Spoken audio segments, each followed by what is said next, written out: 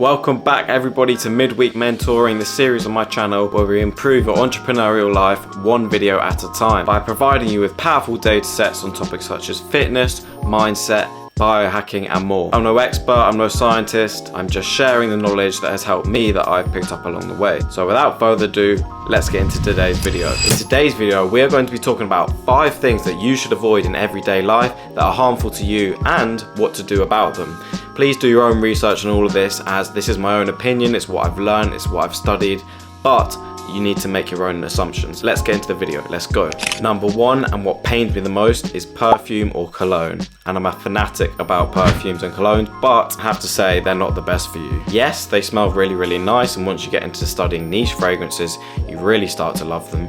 But they can actually cause things like infertility, cancer, allergies, and are also endocrine disrupting. This means it messes around with your hormonal system, which again is something you do not want. Perfumes contain phthalates, which are xenoestrogen endocrine disrupting chemicals. Perfume will get stuck to your clothes or end up going up your nose. It can get absorbed through the skin. It can get into the body really easily, and it's not something you want inside your body. Personally, I tried to find a perfume that does not contain phthalates, but again, I know it's really hard, especially if you love your scents. Number 2, a very common one. This is receipts. So the receipts are actually made from a thermal paper, and this thermal paper contains BPA and BPS, which is a chemical compound that is synthetic, so it's not natural. And when you touch the receipt, this can actually be really easily absorbed into your skin, and given how much we touch receipts and given you're pinching your fingers together, you can actually absorb it way easier than you think. Someone who's touching receipts all day long, like a cashier, this is something you don't really want to be doing. But when you are in a shop and you're getting your receipt, I'd say maybe don't opt for the receipt, but if you need it, use your t-shirt or something to carry the receipt, or just don't take it at all. You may not have heard of BPA and BPS, but if you actually look on some of your plasticware, it will say BPA free.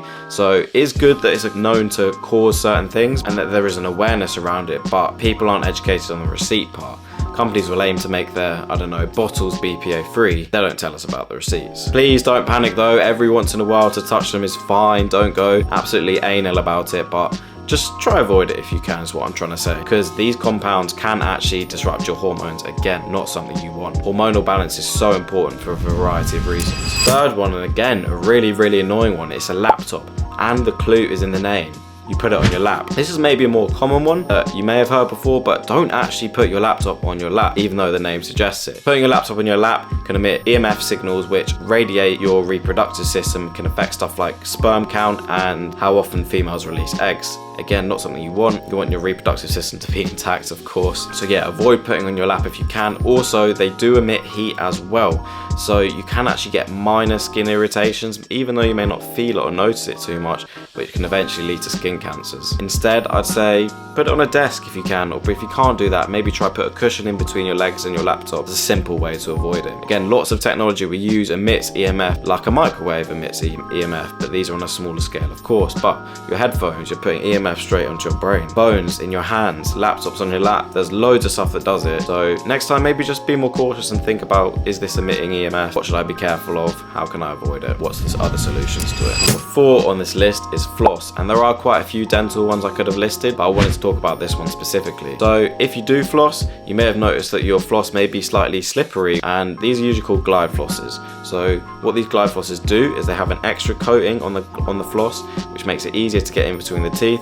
So it makes your life easier, fine. But what they use on these flosses are not actually good for you. They coat it with chemicals which contain PFAs, which are also known as forever chemicals, which mean they don't break down in nature, they just forever, like the name suggests. And in such a sensitive area where stuff can easily be absorbed into your system and swallowed into your mouth, you do not want all these PFAs stuck there. Yes, it makes your life easier, but you're actually damaging your health. Instead, I try look for floss that's plant-based, or if you can't find one, just get one that is not a glide floss. Number 5, maybe only specific if you actually eat it, but honey. Honey is a raw, natural superfood if you do it the right way. There are a few hindrances that you can run through, which you may not know about, so I'm going to explain all of those now. Firstly, the ingredients. Additives, stabilizers, you name it. Some honeys do actually contain them, although it's actually rarer to find them. Some of them do have additives in and chemicals that you don't want to be consuming, so firstly, avoid those. That's the first most simple one. Secondly, when these honeys are made and batched up, they're often mixed with sugar water, even though the ingredients label won't won't say it, that's just how they mix them. So a lot of the cheaper brands will do this, and I'm not saying you have to pick the most expensive one, but just be careful.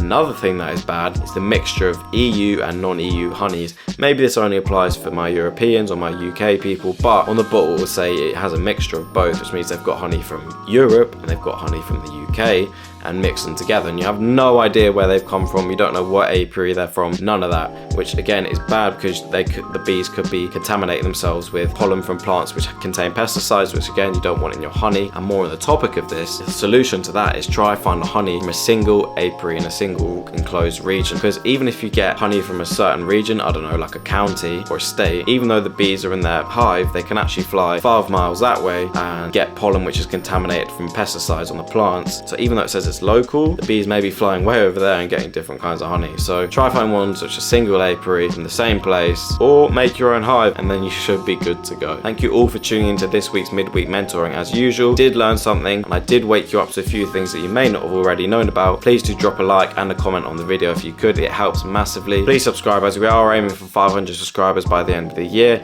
and I'll see you in the next video.